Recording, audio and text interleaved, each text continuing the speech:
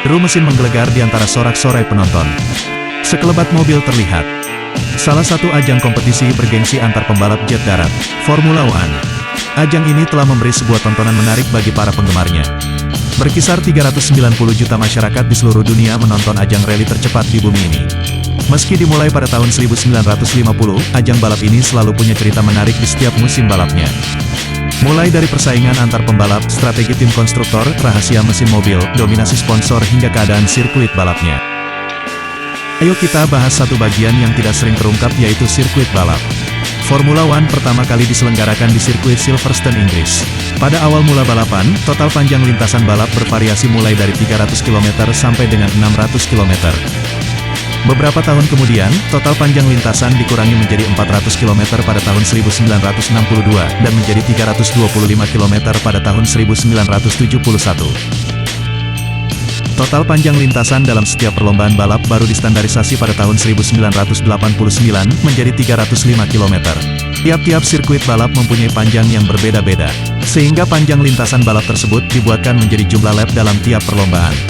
Sirkuit balap terpanjang mencapai 25,8 km di sirkuit Pescara, Italia pada tahun 1957. Adapun sirkuit terpendek adalah sirkuit Zandvoort di Austria, dengan panjang 3,1 km yang digunakan pada tahun 1964. Dalam tiap tahun kejuaraan, jumlah sirkuit balap yang digunakan seringkali berbeda. Pada awal balapan Formula One, hanya menggunakan 7 sirkuit balap. Sedangkan pada tahun 2019, jumlah sirkuit balap yang digunakan mencapai 21 sirkuit balap. Begitu pula dengan lokasi sirkuit yang digunakan, seringkali mengalami perubahan. Jenis sirkuit. Sirkuit balap Formula One terus mengalami perkembangan. Saat ini sirkuit balap terbagi atas dua jenis, yaitu sirkuit balap permanen dan sirkuit balap temporer. Sirkuit balap permanen berada di area khusus yang dibuat khusus untuk kegiatan balapan, seperti sirkuit Austin, Amerika Serikat dan sirkuit Silverstone, Inggris. Adapun sirkuit balap temporer menggunakan jalan raya umum untuk dijadikan arena balap, seperti di sirkuit Monaco dan sirkuit Marina Bay, Singapura. Beberapa sirkuit juga mempunyai arah laju balapan berbeda. Ada sirkuit dengan arah laju mobil searah jarum jam, dan ada sirkuit dengan arah laju mobil berlawanan arah jarum jam. Sirkuit Melbourne dan sirkuit Shanghai termasuk dalam sirkuit dengan arah laju balapan searah jarum jam. Sedangkan untuk berlawanan arah jarum jam, bisa ditemukan di sirkuit Sao Paulo, Brazil dan sirkuit Baku, Azerbaijan. Dengan peruntukan sebagai arena balap, geometri sirkuit mempunyai spesifikasi berbeda dengan jalan biasa. Radius tikungan sirkuit balap didesain untuk menguji kemampuan pembalap, mesin mobil, dan strategi tim balap. Kecepatan tertinggi pada tikungan sirkuit Silverstone mencapai 290 km per jam. Sedangkan pada trek lurus, mobil balap mencapai kecepatan tertinggi hingga 372 km per jam oleh Juan Pablo Montoya pada tahun 2005 di sirkuit Monza, Italia.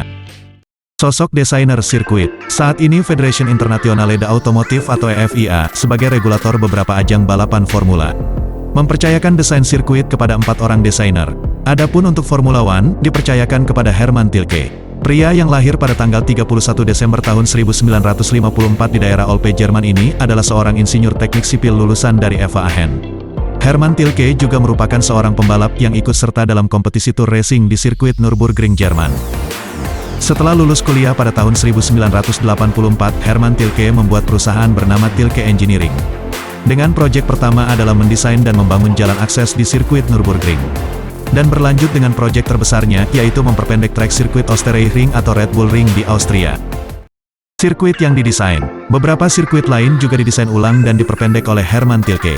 Antara lain sirkuit Catalunya di Spanyol, sirkuit Fuji Speedway di Jepang dan sirkuit Hockenheimring di Jerman. Tujuan dari memperpendek lintasan balap adalah untuk menjaga kompetisi balapan. Agar bisa selesai kurang dari maksimum waktu balapan, tujuan lainnya adalah meningkatkan keamanan bagi para pembalap. Akibat adanya beberapa kejadian kecelakaan yang mencederai pembalap saat berkompetisi di sirkuit-sirkuit tersebut. Selain meredesain, Hermann Tilke merancang beberapa sirkuit baru. Di antaranya adalah sirkuit Austin di Amerika Serikat, sirkuit Sepang di Malaysia, sirkuit Bahrain, sirkuit Shanghai, sirkuit Intercity Istanbul Turki, sirkuit Korea Selatan, sirkuit Yas Uni Emirat Arab, sirkuit But India, sirkuit Sochi Rusia dan sirkuit Marina Bay Singapura. Bahkan sirkuit Hanoi di Vietnam, yang menyelenggarakan ajang Formula One, juga didesain oleh Hermann Tilke. Standar desain sirkuit yang dikeluarkan oleh FIA membatasi panjang trek lurus sirkuit sampai dengan 2 km. Dengan lebar trek minimum sebesar 12 meter pada sirkuit permanen. Adapun pada area start, minimum lebarnya adalah 15 meter. Untuk rekomendasi total panjang trek maksimum adalah 7 km. Juga diberikan persyaratan ideal untuk jumlah tikungan minimum sirkuit yang harus diikuti oleh desainer sirkuit seperti Hermann Tilke.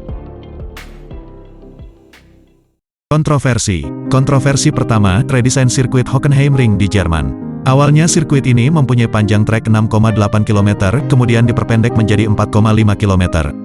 Dengan dihilangkannya bagian trek parabolik yang melewati area pepohonan. Salah satu pertimbangan dengan dihilangkannya area tersebut adalah terjadinya beberapa kecelakaan.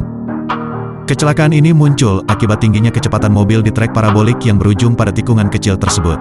Namun, beberapa pembalap seperti Jarno Trulli dan Juan Pablo Montoya mengkritik dihilangkannya trek tersebut. Mereka lebih senang akan trek parabolik yang memberi tantangan bagi para pembalap dan mesin mobil. Kontroversi kedua, desain area runoff. Area runoff adalah area antara trek dengan safety barrier yang berfungsi memperlambat mobil balap saat secara tidak sengaja keluar dari tikungan. Pada sirkuit lama, material yang digunakan sebagai area runoff ini berupa batu-batu kecil ataupun rumput. Dengan koefisien friksi material batu dan rumput yang sangat kecil, membuat mobil balap terus melaju dalam kecepatan tinggi. Sehingga mobil balap mengalami kerusakan parah saat menghantam safety barrier dan mencederai pembalapnya. Guna mencegah terjadinya hal tersebut, maka area runoff pada sirkuit baru ini didesain menggunakan aspal yang mempunyai koefisien friksi 2 kali lipat daripada batu kecil. Sehingga lebih dapat menghambat kecepatan mobil saat akan menghantam safety barrier. Namun pemilihan material ini memicu kritik dari mantan pembalap bernama Jackie Stewart, di mana penggunaan material ini dianggap tidak memberi hukuman dalam bentuk menghambat pembalap yang telah melakukan kesalahan keluar dari trek balap. Seperti yang terjadi saat pembalap Fernando Alonso telah keluar sedikit dari lintasan dan dengan cepat kembali ke lintasan. Sehingga pembalap di belakangnya yaitu Mark Webber tidak dapat melewatinya. Kontroversi ketiga, desain sirkuit baru. Sirkuit-sirkuit baru yang didesain oleh Hermann Tilke diharuskan mengikuti aturan keamanan. Namun beberapa kritikus termasuk mantan pembalap seperti Jackie Stewart dan Alan Jones melihat persyaratan peningkatan keamanan ini telah bergerak ke arah yang sangat jauh. Sehingga pertarungan antar pembalap di sirkuit baru, seperti overtaking menjadi kurang ketat. Dengan kondisi itu, balapan terasa membosankan dan tidak semenarik saat balapan di sirkuit Spa Belgia dan sirkuit Imola Italia. Sirkuit di Indonesia. Pada tahun 2008, Hermann Tilke telah mendesain salah satu sirkuit yang akan digunakan E1 di Indonesia. Sirkuit ini adalah Lipo Village International Circuit yang berlokasi di Tangerang. Dirancang dengan panjang lintasan mencapai 3,2 km dan 12 tikungan. Namun pada saat akan digunakan, trek ini tidak mampu memenuhi beberapa persyaratan sirkuit dari FIA dan dinyatakan gugur. Kemudian sirkuit ini dioperasikan untuk balapan nasional sampai beberapa tahun setelahnya. Saat ini, jalan sirkuit telah diubah menjadi jalan umum. Dengan adanya debut pembalap Indonesia pertama di ajang Formula One, yaitu Rio Haryanto pada tahun 2016. Pihak penyelenggara Formula One mencari kemungkinan untuk bisa menggunakan sirkuit Sentul sebagai arena balap dengan beberapa perbaikan. Namun tidak ada tindak lanjut dari keinginan tersebut, sehingga sampai saat ini tidak ada ajang balap Formula One di Indonesia. Penyelenggaraan balap Formula One memang membutuhkan biaya yang sangat besar, lebih dari $100 juta atau lebih dari 1 triliun rupiah. Adapun pemasukan dari acara tersebut masih dirasakan belum menguntungkan, sehingga beberapa negara akhirnya berpikir ulang dalam penyelenggaraan balap jet darat yang mahal ini. Jangan lupa like dan subscribe channel ini untuk mendukung perkembangan channel dan mendapatkan informasi menarik lainnya. Subscribe channel ini gratis.